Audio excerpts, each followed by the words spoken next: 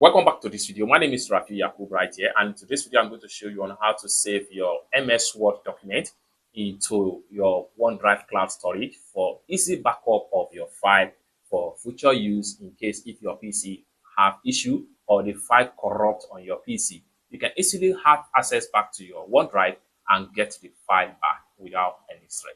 So with that being said, let's get started. All right, so the very first thing you need to do is to open up your Word document, just like what you see right here, how to save MS Word file to OneDrive cloud storage. So the very first thing you want to do is to make sure that you have successfully logged in into your Microsoft Outlook account or Hotmail account.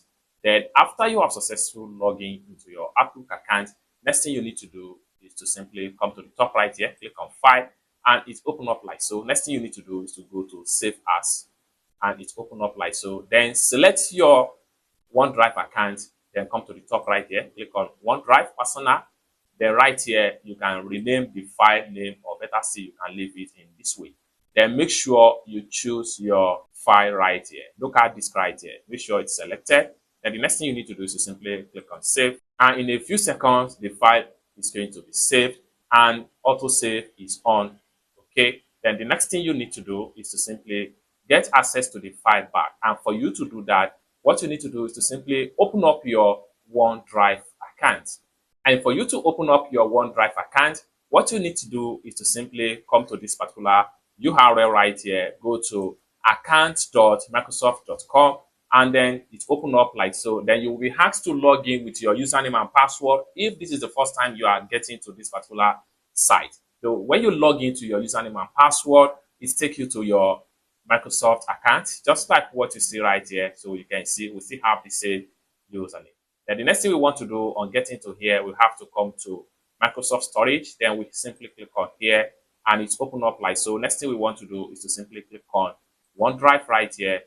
And in a few seconds, it's going to load up to our OneDrive account.